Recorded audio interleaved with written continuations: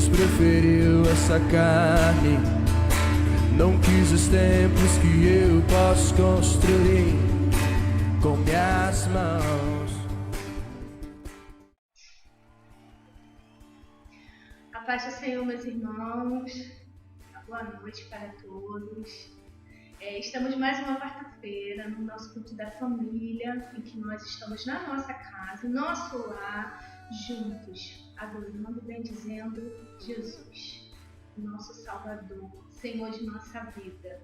Eu quero deixar para nós, nesse momento, Mateus, capítulo 25, a partir do versículo 1, nós vamos ler sobre a parábola das 10 virgens, que diz: Então, o reino dos céus será semelhante a 10 virgens, que, tomando as suas lâmpadas, saíram ao encontro do esposo.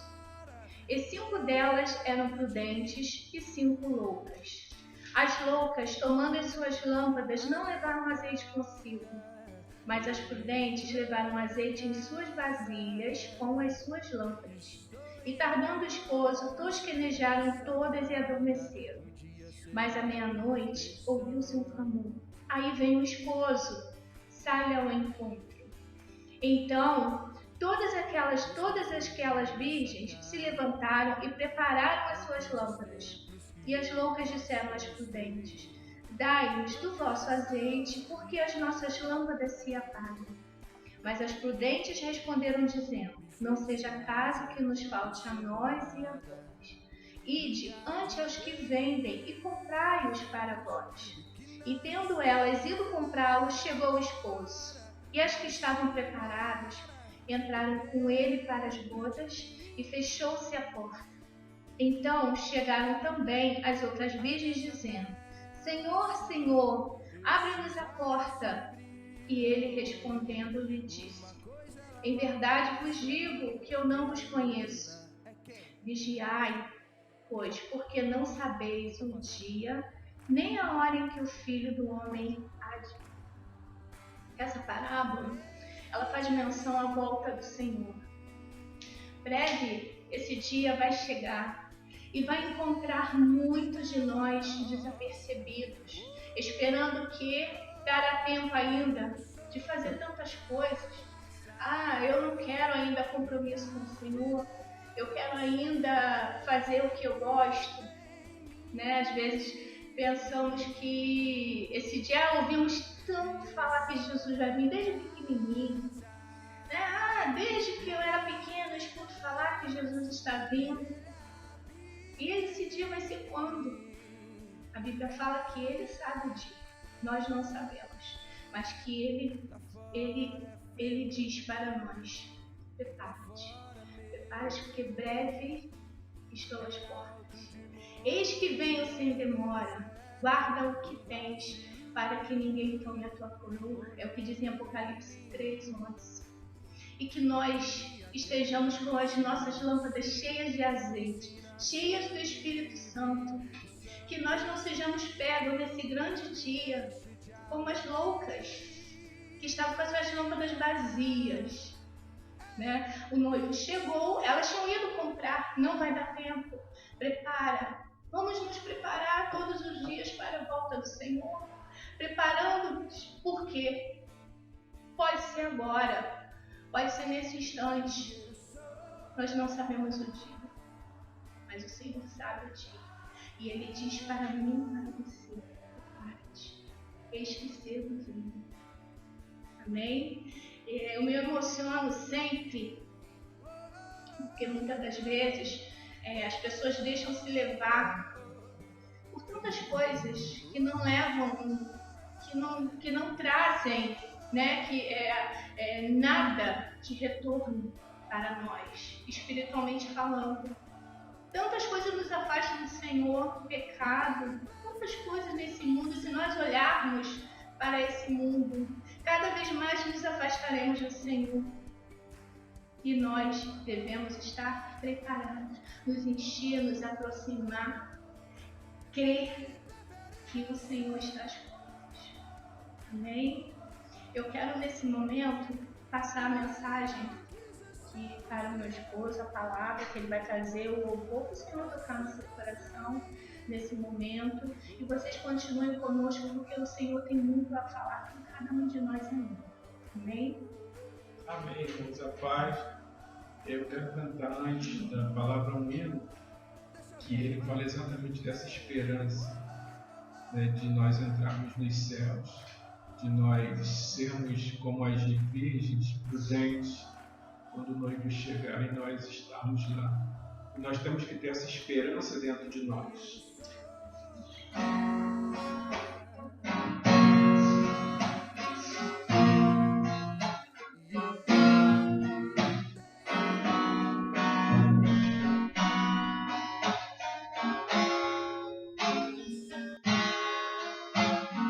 Sonho com lar prometido, meu lar sem igual, além das profundas mansões dos céus. Sonho com lar glorioso, onde os salvos em gozo cantarão no coral. Sonho com a terra tranquila, onde os anjos em fila voam em volta do trono de Deus,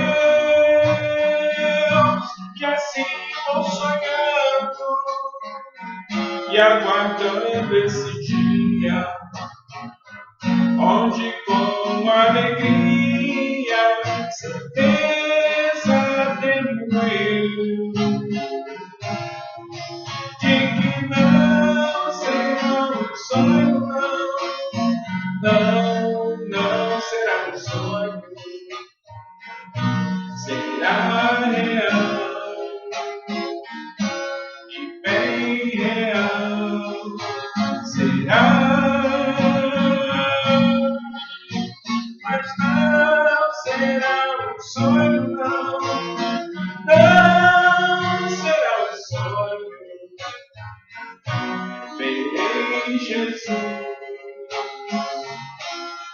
meu Jesus, nesse lar.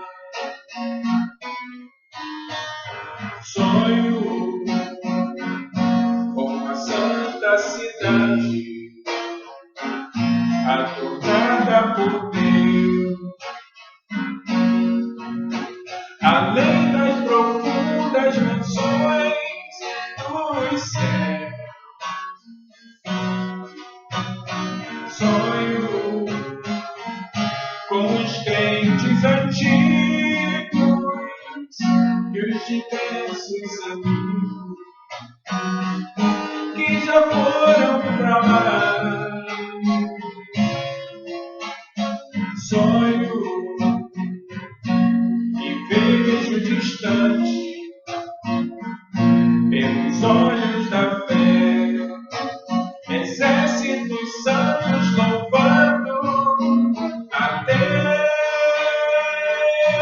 e assim vou sonhando e aguardando esse dia, onde com alegria, certeza tenho de que não será um sonho, não será um sonho, será real e bem real, será. Mas não será um sonho, não será um sonho. Verei Jesus, meu Jesus, nesse lar.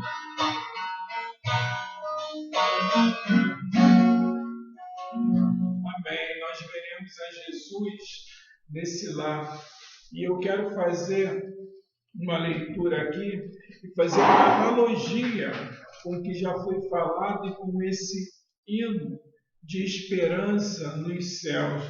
Então, nós vamos ler em Números, capítulo 13, do verso 25, alguns versículos, a partir do verso 25, que diz assim: Depois voltaram de espiar a terra, ao fim de 40 dias, e caminharam e vieram a Moisés, e a Arão e a toda a congregação dos filhos de Israel no deserto de Parã, a Cádiz, e tornando, deram-lhe conta a eles e a toda a congregação, e mostraram-lhe os frutos da terra.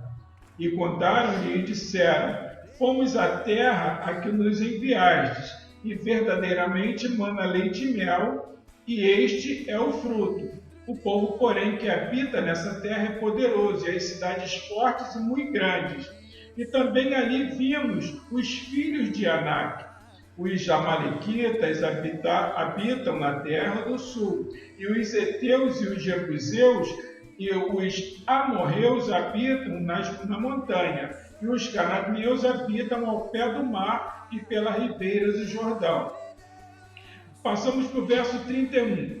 Porém os homens que com ele subiram disseram: Não podemos subir contra aquele povo, porque é mais forte do que nós. Aí vamos agora para o verso 6 do capítulo 14. E Josué, filho de Nun, e Calebe de Jefoné, dos que espiaram a terra, rasgaram as suas vestes e falaram a toda a congregação dos filhos de Israel, dizendo: A terra pelo meio da qual passamos a espiar é terra muito boa. Se o Senhor se agradar de nós, então nos porá nesta terra e nos dará, terra que mana leite e mel. Tão somente não sejais rebeldes contra o Senhor, e não temais o povo desta terra, porque são eles o nosso pão. Retirou-se deles o seu amparo, e o Senhor é conosco, não os temais.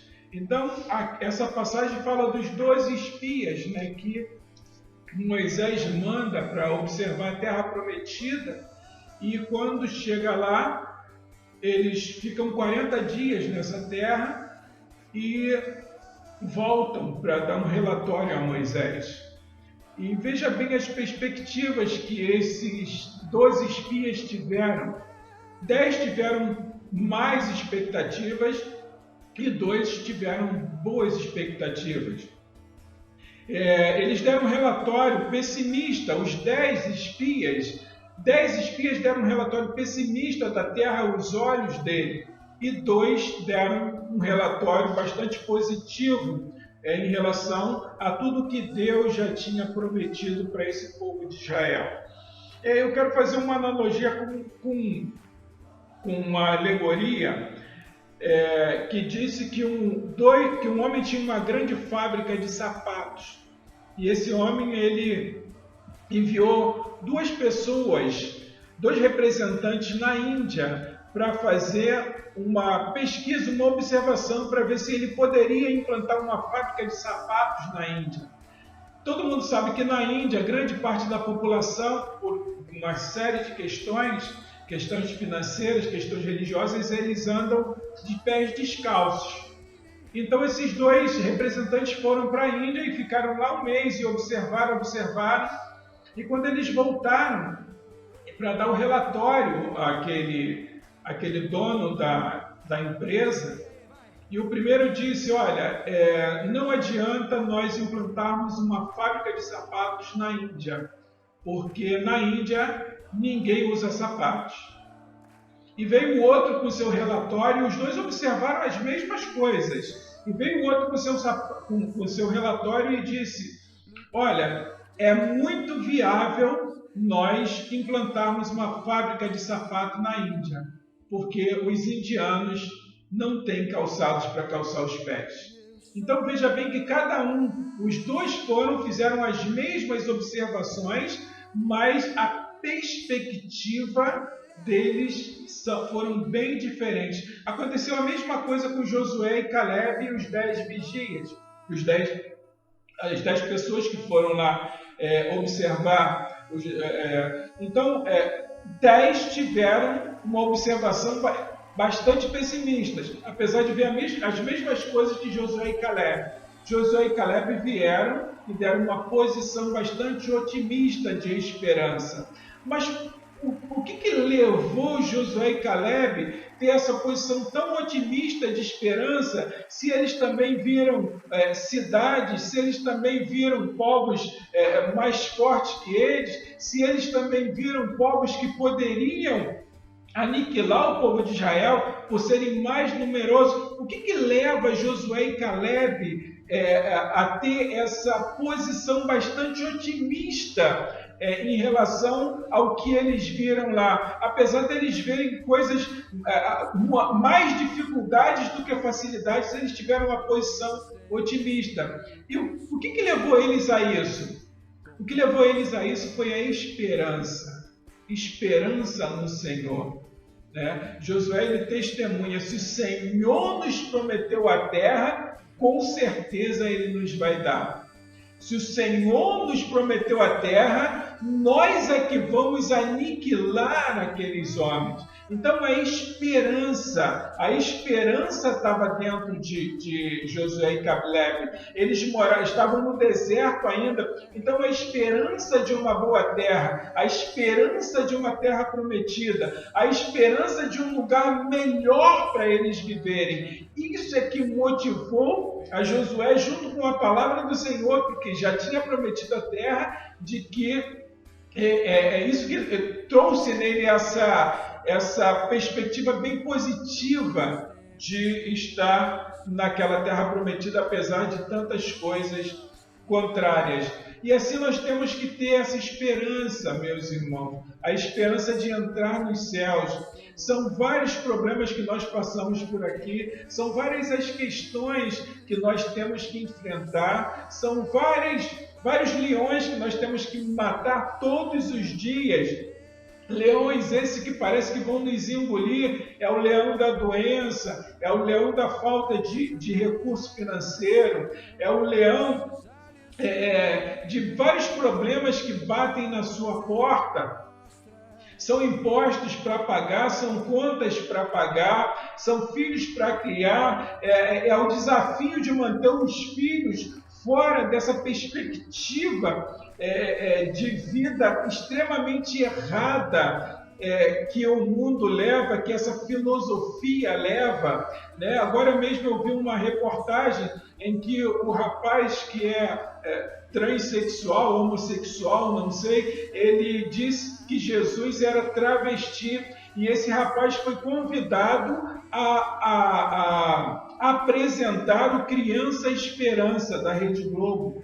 Então são umas filosofias totalmente contrárias ao que nós entendemos como filosofia de vida. São filosofias extremamente contrárias ao que a Bíblia determina para nós, ao caminho que a Bíblia traça para nós. Mas nós não podemos nos deter a isso, nós temos que manter a nossa esperança. A esperança que Josué e Caleb teve, a gente tem que manter essa esperança. Então veja que no verso 7 do capítulo 14 diz: e falaram a toda a congregação e todos os filhos de Israel, dizendo: a terra pelo meio da qual passamos a espiar é terra muito boa. Se o Senhor se agradar de nós, então nos porá nesta terra e nos dará, terra que mana leite e mel. Veja a grande esperança que ele tem. Aí ele diz, o Josué, ele fala mais uma vez do que nós temos que fazer. O que precisa ser feito para que entrar nessa terra? Tão somente não sejais rebeldes contra o Senhor, e não temais o povo dessa terra, porquanto são eles nosso pão. Retirou-se deles o seu amparo, e o Senhor é conosco, não os temais. Então o Senhor estava com Josué e Caleb. Josué falava e Caleb corroborava. Caleb falava e Josué aprovava. E eles tinham uma perspectiva muito boa para entrar naquela terra. E nós precisamos também ter essa perspectiva, mas nós vivemos num mundo tão mau, então nós precisamos fazer, como fazer para alcançar a nossa terra, a terra prometida, que é o céu que o Senhor nos prometeu. Nós precisamos nos revestir de tudo aquilo que o Senhor Ele pode nos proporcionar para que nós possamos rejeitar a filosofia desse mundo. Então, em Efésios, capítulo 6, verso 17, diz: tomai também o capacete da salvação e a espada do Espírito, que é a palavra de Deus. Veja que Josué, quando ele vai lá para a terra prometida para observar, Josué leva a sua espada, porque Josué era guerreiro, Josué vai protegido, e a espada que nós temos que levar hoje é a espada da palavra de Deus, é a espada do Espírito Santo de Deus. É isso que vai nos fazer vencer amalequitas, midianitas e quem quer que seja. Qual seja o problema que aparecer, nós vamos vencer. Verso 18, que vem aqui o principal: orando em todo tempo, com toda oração e súplica no Espírito, e vigiando nisso com toda esperança e súplica por todos os santos. Então precisamos estar orando, precisamos estar em comunhão com Deus para que nós possamos vencer e entrar nessa terra prometida que é os céus. Também em Romanos, capítulo 10, verso 9, diz: se com a tua boca confessares ao Senhor Jesus e em teu coração credes que Deus o ressuscitou dos mortos, será salvo, visto que com o coração se crê para a justiça e com a boca se faz confissão para a salvação. Porque a Escritura diz: todo aquele que nele crê não será confundido. Josué e Caleb não foram confundidos. Josué e Caleb, eles não foram só com uma missão de observar, eles foram cheios do Espírito de Deus. Eles foram pedindo a Deus, eu creio que eles foram pedindo a Deus: Senhor, nos mostra o que nós temos que ver, não o que nós olhamos. Não nos mostra, Senhor, o que nós colocamos nossos olhos em cima, mas nos mostra o que o Seu Espírito quer que nós vejamos. Então, o que está faltando muitas vezes em nós é perceber esses olhos espirituais e pedir ao Senhor que nos mostre exatamente o que o Espírito quer que nós vejamos. Que Deus abençoe, que nós fiquemos com essa palavra, que nós fiquemos com essa esperança de entrar na terra prometida, esperança de entrar nos céus, esperança de ver Jesus um dia, esperança de entrar no nosso lar prometido por Deus. Que essa esperança seja a nossa companhia, a nossa alegria por todos os dias de nossas vidas. Enquanto nós estivermos aqui, que essa esperança seja o leme de nossas vidas, para que nós possamos, como as virgens prudentes, nós entrarmos nos céus e estarmos ali como nosso grandioso noivo, aquele que morreu na cruz e se deu totalmente para nós. Que o Espírito Santo abençoe a cada um a sua casa. Agora conclua esse culto na sua casa. Esteja orando aí, esteja dando graça ao Senhor e agradecendo por tudo que Ele tem te dado, por todas as coisas que Ele tem te proporcionado. Ore por sua família, ore por você mesmo, ore pela nossa igreja e ore pelos nossos pastores. Que Deus abençoe em nome de Jesus.